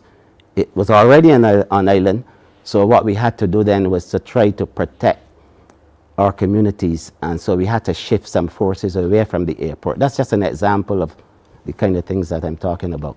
We had a situation on the West Coast, and people are still asking, where's patient zero? We never found patient zero. We never found patient zero. But what we did discover was that that particular outbreak did not commence with the bus crawl. So we were blaming the brandy and... No, I wouldn't say blaming. Unnecessarily? No, we had to deal with the intelligence that we had before us. It's only after we were able to investigate and put things together when information started to come in that we recognized that it really didn't start there, although a lot of damage was done as a result of that. Yes. Right? So, yeah, we weren't branding anybody, but we had to find the source. And the source at the time seemed to have been that, but admittedly, we did recognize that it wasn't. Now, you spoke just a little while ago about sharing information with the public. And if I had a scorecard, I would have to rate you somewhere between, say, 85 and 95 for that. Because whenever you were quizzed, you responded. If you didn't have it then, you found it. And you always got back to us with it. There were other people, other stakeholders on your team who felt that much information share was not necessary, though. Well, that is the only way that I could have operated, because that is the training that I have. But also the Prime Minister had made it abundantly clear that we needed to be as transparent as we possibly could in dealing with the public. So we tried to share as much information as we could. I felt in some instances we had to withhold some things. For example, we decided that we would not give the names of communities or persons or businesses except for the government institutions where there were outbreaks. Right, and people would be visiting because of the nature of the institution. Yes, okay. Yeah. So I guess we made some wise decisions. Now, when will this book be touching shelves, or will I be able to order it online? Right. Between Friday and into the next week, the books will be available online and on bookshelves. Okay. Any signing plans so we can come and have most honorables named within our pages? Yes. We are having the official launch on Friday evening, and there will be some limited signing on that occasion. And they say that because we don't as yet have all of the books. But I'm proceeding on a book tour starting in New York on Tuesday, where it will be launched in the United States and Canada and ultimately in England. But on my return to Barbados, God willing, then I will arrange for a book signing so that more people will be able to get the book signed. Okay. Yeah. Any rationale behind going out first rather than starting at home? No, we're starting at home with the launch. Okay. But And the tour? The tour, yes. Okay. Yeah, the launch, the official launch is here in Barbados. Could not have done it any other way. Okay. But it's important to market the book, and I believe that the United States, Canada, England, those countries where we have a heavy concentration of Barbadians and West Indians, that it would be wise for me to do so and to start there. Okay. Now, no retreat, no surrender. Sum it up for me in about 3 sentences as to why I should read this book or give it to somebody as a gift for Christmas. Right. Thank you.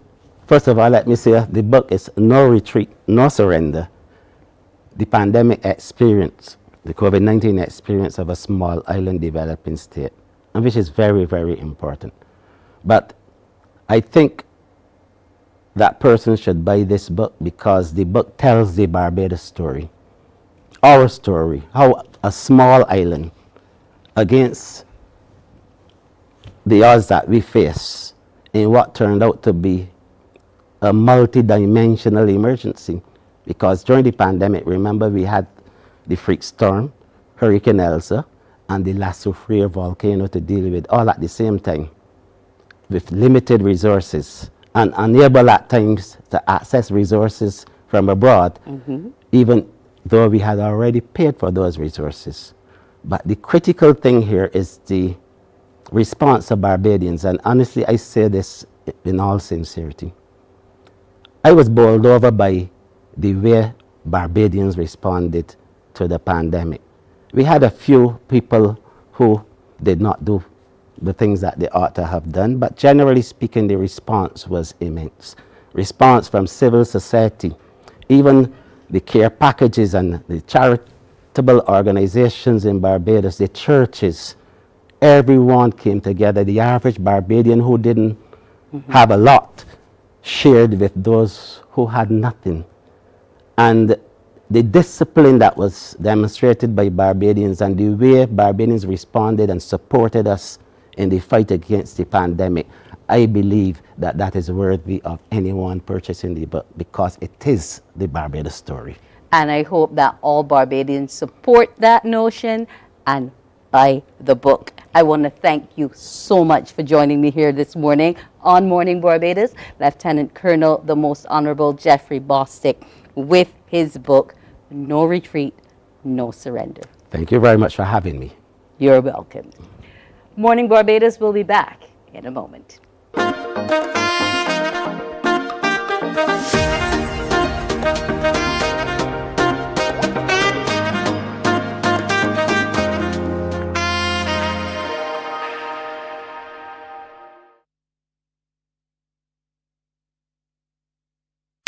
Enjoy movies, soaps, drama, comedy, inspiration, education, music, and more. You get it all when you get MCTV, because MCTV gives you more. The facts say Morning Barbados reaches an audience of over 50,000 and Newsnight reaches over 56,000. It's simple. When you advertise, you're getting your message to over 50,000 of your potential customers. Make the call to CBC Sales Department today and watch your business grow. Contact us at 467-5559 or email marketing@cbc.bb. From the beautiful shores of the gem of the Caribbean, Barbados, home of the amazing Harrison's Cave, the tantalizing Oystins Bay Garden, our historic garrison, the indigenous road tennis, and the friendliest people in the world. We are 94.7 FM, the ultimate Bajan.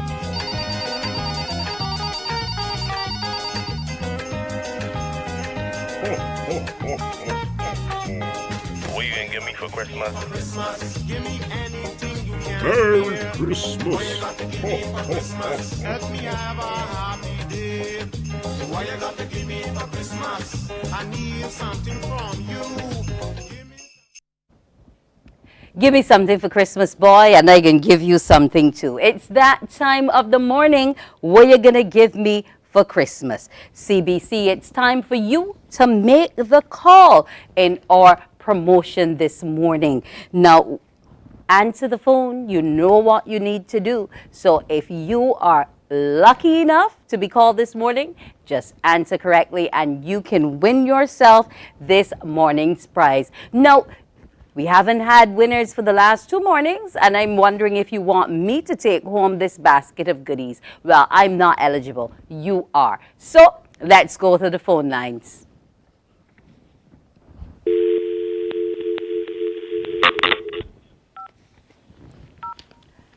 And this competition is being brought to you with the compliments of a number of sponsors who are on board. The number you have dialed has not been recognized. Okay, so that's our first call. Let's go again.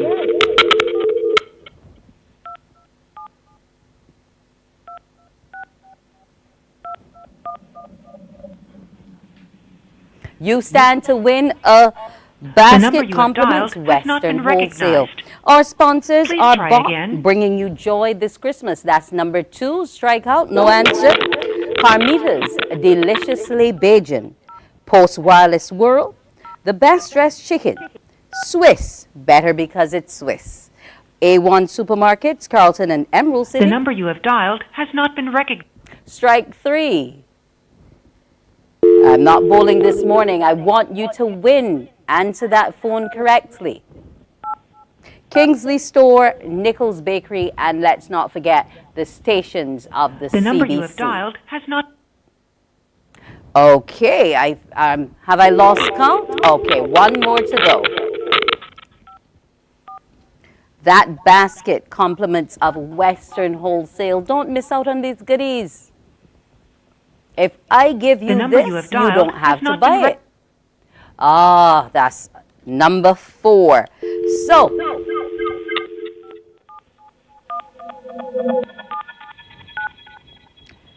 please, listeners, answer that phone. This is a great promotion. The number you have dialed has not been recognized. Okay, I believe we have no winner this morning, or are we going to try again? Remember, if you submitted your name and contact number, that makes you eligible for our What You Gonna Give Me for Christmas. Just keep close to your phone, folks. An entire basket compliment to Western Wholesale was an offer, and all of our other sponsors as well getting together to give you lots of goodies for the Christmas season. Just answer the phone in the correct way. As CBC celebrates its 60 years, we too as a station are on board to make sure that you can be satisfied. CBC making our listeners happy for Christmas in our What You Gonna Give Me for Christmas promotion. Will we give one last try?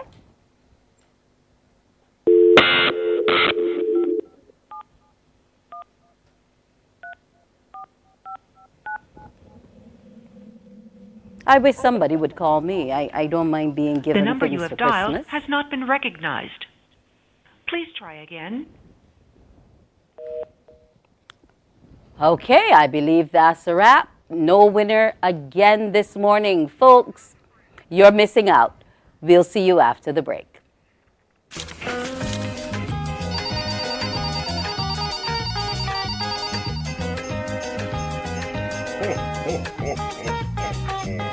What you gonna give me for Christmas? Merry Christmas. Let me have a happy day. Why you got to give me Morning, morning, morning. Good morning.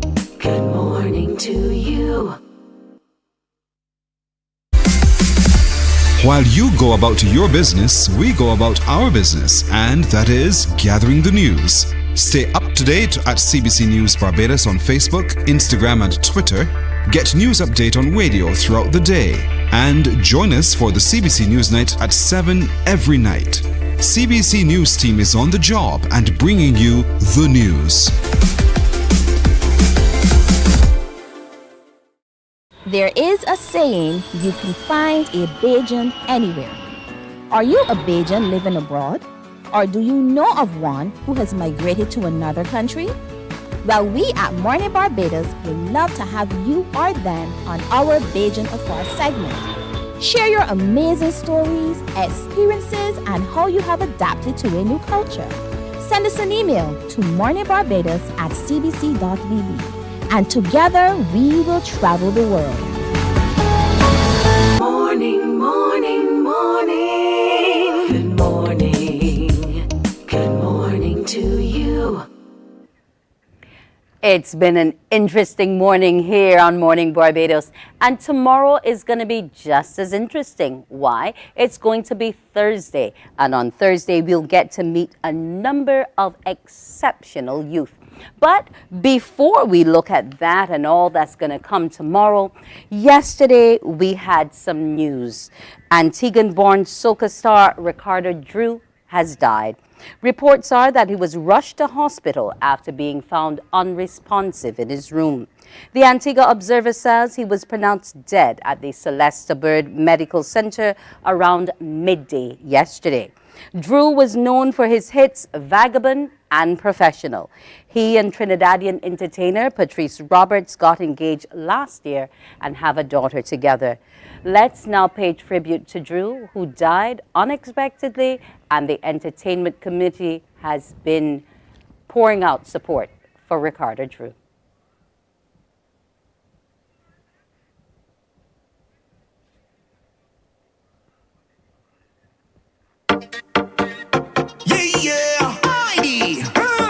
Nation. Before you leave, I want you to link with me. Come and take a drink with me. Start to jump and sing with me. So right now, let's do something to remember. We go start with footprint as we name. We go back from right now until December. And next year, we go do it all again. Show them your ID now. Right now, stop it. Time to remember. Show your ID now. Right now, stop it.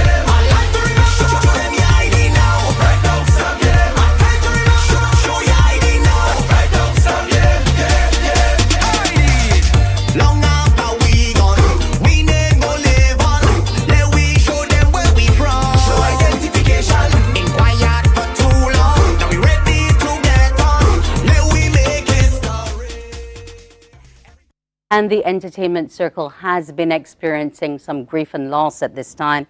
The viewing and funeral service of the late Richard Stout, it will take place tomorrow. Viewing is today actually at the Empire Cricket Club Pavilion in Pavilion Road, St. Michael. It goes from 3 until 6. The service, on the other hand, takes place on Friday, December 15th at the Wilde Gymnasium from 10:30 a.m.